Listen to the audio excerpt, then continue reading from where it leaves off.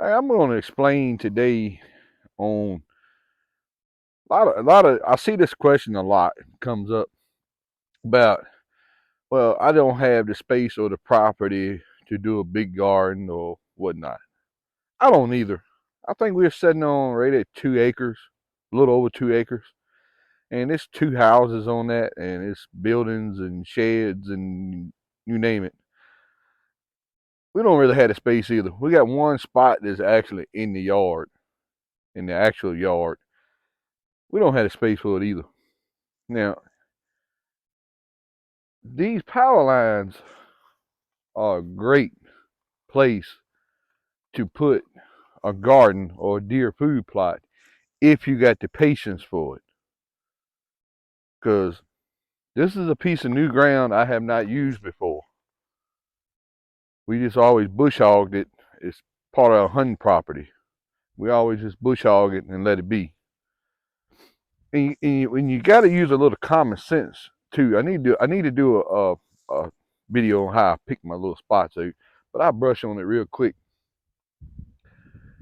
Look at the contour of the land. You look, it's a real steep hill going up the other side, and comes down here and it flattens out. All right, that spot over there with all that broom straw is that. I know that's gonna need a ton of lime. It's gonna need a bunch of lime. You got to cherry pick it. Common sense tells me if I go up there and break that heel open to open soil, it's gonna wash away. The landowner's not gonna like that. But I'm kind of getting off topic on what the video is really about. Your power lines. Now, it's no need for you to probably waste your time going and talk to a landowner that's a neighbor of yours that you know is a Scrooge or he don't like you or she don't like you or anything like that. It's probably no need wasting your time with them type people or maybe don't like hunting or whatever. If you got a bunch of hunting clubs in your area around your house, talk to them. Hunting clubs love you to plant something there, especially like corn that the deer and the turkeys and everything is going to eat also. Because when you grow corn, you're supposed to get 3 pickings of corn.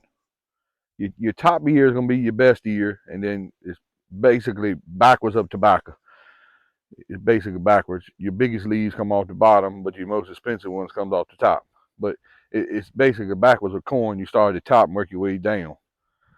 When you get down to the bottom of the stalk, it's no value in it. They're real small ears.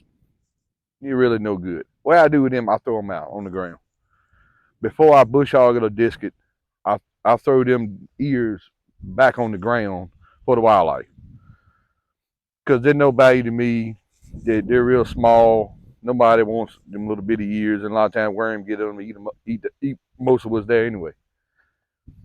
I throw them out so I don't disc them into the soil. Because like a deer, he's not gonna paw too much for no food. He wants what's readily available. Your squirrels and all that. Talk to your local hunting clubs around there. If you got some big hunting clubs around there, it don't matter if you're a dog hunting club or a steel hunting club. In Virginia and I know Northern North Carolina, you have both. You have dog hunting clubs and steel hunting clubs. That's basically a East Coast thing. I know they go to some dog hunting clubs in Georgia down that way. Talk to them. They always love to hear somebody gonna plant something for a deer. Okay, I already know. I'm gonna plant corn on this next year. I already know next fall. That's what I was telling my wife. Me and her can hunt down here during bow season because a lot of people don't hunt here. We can hunt this spot too after we get corn on it. But during muzzleloader season, we're gonna move out of here for the other hunters to come in because we got personally rented property we can hunt on and let them hunt this property. But you talk to your hunting clubs. They're usually all for someone planting something for the deer and the wildlife. Take the good for yourself and leave the rest for the wildlife. That's where I usually do it. I'm gonna get me a corn crib going and I'm gonna start taking some of that stuff home for my ducks and turkeys and chickens and stuff. I'm gonna get me a little corn crib going. We're gonna start taking a little bit of that home that we're leaving for the wildlife. A little bit. I'm gonna take a whole lot, but a little bit. All right, when you start a piece of new ground like this in a power line or whatever, the ground is going to be extremely hard. The quickest way to do it is plow it with a mobile. I can't get my mouth right to say that. Mobile turning plow is what we call it, and roll it over in the fall and let it set all winter, and give it time for that top of that sod to lay over and rot. That's the quickest, easiest way to deal with it. I'm not a big fan of a plow. It was before my time. I'm not a big fan of a plow because of the deep furrow you're gonna get left that you got to worry with, and you got a hard pan. That's just a matter of opinion and preference. I like using a vertical till, subsoiler, chisel plow, stuff like that. I like using that. I've already made one liquid that subsoiler through there, but that's gonna be some separate video footage. Talk to your landowners about the power line right away. But don't get discouraged when your first crop is not very good. It may be unedible. We planted one year in one spot. The little years of corn ain't get that long.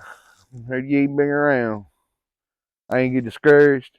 It got better, a lot better the next year. Don't get discouraged with it. Your first crop is going to be a very bad crop. Till you get some residual matter in that soil and some compost and some nitrogen and some phosphorus and all that stuff. Till you get some of that in the soil, it's going to be your first one's going to be very poor. Most of the time with these power line right of ways, your layer of topsoil was pushed off when the right of way was pushed in. All right, I'm gonna touch on something with the land ownership that I know for a fact of how these power line right of ways work toward the person that owns it. The landowner owns the soil, but they do not own the right of way. All right. In other words, the landowner that owns this is basically a useless piece of property to the landowner. Basically, it's basically a useless piece of property. And I explained that why it's a useless piece of property to a landowner. You cannot build nothing under this power line. You can build it there, you can put it there, but when they come out to inspect the poles every year or 2 years, they come and do the pole inspection, it's going to get reported, and they're going to ask you to pull it down. If not, they're going to tear it down themselves. Next thing, you cannot plant no trees in this. You can plant them there, they're not going to stay there. When the power company contracts the bush hogging right of ways to this power right of way, they're going to bush hog all your trees down that you planted. I have a few landowners around here get really upset about that. They went on out and they opened the right of way up and they bush hogged a bunch of their freshly planted pine trees. I mean, it's dollars per tree, basically. They bush hogged a lot of dollars down.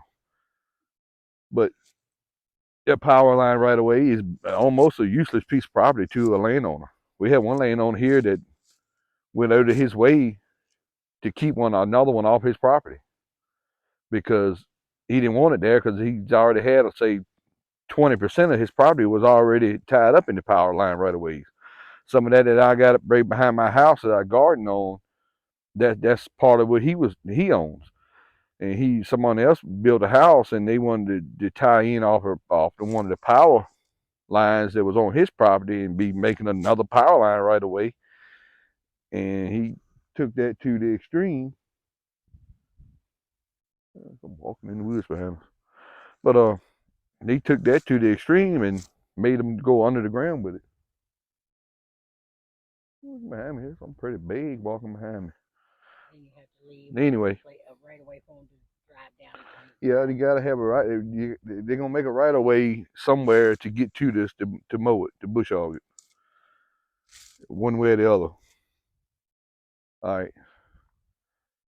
Said, don't get discouraged if you have a bad crop the first year. Go ahead and inspect that, and go on and inspect it. If you can, and start on it in the fall and get you a cover crop or some wheat or some oats or. So you got wheat, oats, or winter rye. If you can get something like that on it in the fall, that would greatly help you on your first time you plant it. Like I said, I'm gonna do corn down here, and I haven't decided if I'm gonna do field corn or sweet corn. I'm gonna compare the prices of the seed, and I know what the sweet corn is gonna cost me, about $17, $18 a pound. And we're gonna weigh that out. We can feed the we can feed some of the field corn to the deer. We can leave some of it here, and we can feed it to our turkeys. And I'm gonna make us a couple of cribs, corn cribs, little small corn cribs that I'm gonna put on a carryall behind the tractor. And what I'm gonna do a skip row. Basically, I've been by local watching the video. They know what I'm talking about. They got any experience with tobacco. I'm gonna put a tobacco skip row. I'm gonna put a skip row in it. I'm gonna put a skip row in it to run the tractor down it with the corn crib on the carryall, so I can just pick it and throw it in the in the basket in the crib. That's what I plan on doing, and we'll feed it to our turkeys and ducks and chickens and stuff. But anyway, that's a different story. Back to, you ain't got nowhere to do this at. You don't own the property to do it. Power line right of ways is like I said, a great spot to do one. Use common sense. Find your flat area. Flat area, that's where all your water and your nutrients gonna wash to. Leave a spot on both sides where you drive through. Be respectful with the deer hunters with the club. You look over here, I left plenty enough space for the deer hunters to drive around. And I stopped at the end. I'm not going down no further. I stopped at the end here to give them plenty of room to turn around and to sit right here if they want to with their vehicle. We be respectful to the deer hunter also, that you know is gonna hunt the area when you go doing this. And make sure you got a spot big enough to turn your tractor around. Ain't no need, cornering yourself up and you can't turn your tractor around. That's not a real smart thing to do either. Don't go do it too much now that you can't. If you're doing it all if you hand picking this stuff, don't go too much with it where you can't get it all picked. This is gonna be pushing my limits here. I told my wife, I said we probably get some kids around the neighborhood to help us pick it if we get to it, because this is adding a lot on me here. But keep in mind on the sun. That's the next problem. Keep in mind on the sun. If you can, you need to pick the sections of power line, if you go that route, that are running east to west, so the sun will stay in the power line the entire day. Now, I thought this one's supposed to be running east to west, but it's not quite, man. It's like, it ain't perfect. This one's supposed to run from Norfolk to Danville, this right away. But I might have this mixed up with a gas line. I'm gonna touch bases on that. I do not pick a gas right away or a sewer right away if you live in town, because you don't know how deep that pipe is. If you pick it at, you need to make sure you're 100% on how deep your pipe is. If you live in town, you got a lot of sewer right of ways around there also. You can pull the manhole top off and measure the pipe that's going into the manhole, and that's how deep the pipe's gonna be in the ground. That's gonna vary all the way from 2 foot to 20 foot. It depends on the contour of the property too, and if it's gravity fed or it's pumped. Be very sure. I wouldn't do that if this is just a last last resort. But keep in mind of the sun on which directions that the power line is running. You need to try to stay with the sections that run east to west. It don't always happen like that. And there's no need wasting your time, your seed, your fertilizer, and your fuel trying to plant all the way to the tree line either. There's no need of it. Tree roots suck up all your nutrients in your water, and if you just stay off, I try to stay off a vehicle with. That give you space enough to drive around it. Give you space enough for the deer hunters to drive around it, and that give me space enough to drive my side by side around it in the tractor and everything else. I used to stay off of the vehicle with. No need trying to plant it all the way to the trees. I got one area behind the house I go all the way to the trees because it's right behind my house, and I'm trying to get every inch of that because it's right at the house. But anyway, I'm gonna conclude this video here. Check with your landowners around you on your power line right away. They're a great spot to put a garden or deer food plot. Check with your deer hunters in your local area too. They're always for someone coming in there putting a plot in that's gonna help the wildlife, especially if you're in an area like we are. There's not a lot of farming going on in this particular area where we're standing. We got two bean fields here, and that's soybean fields, and that's it. Nobody really plants no corn, nothing like that around here anymore. It's soybeans and tobacco and wheat. Deer don't really eat. Deer eat. Deer eat a whole lot of soybeans, but when you messing with 10 acres, that's gone quick. But we're gonna conclude the video here. You got any questions? Leave it in the comments. Check with your landowners and your hunting clubs on some power line right of ways. They're a great place. Do a garden. Don't get discouraged if your first crop is not very good at all. Don't get discouraged. I guarantee you, it'll get better every year. As you add to that soil, it'll get better every year. You got to be patient. Patient. You're not gonna break a state record the first year. I can promise you. But anyhow, we're gonna conclude that video here. James Moore Farm Malls. Like and subscribe.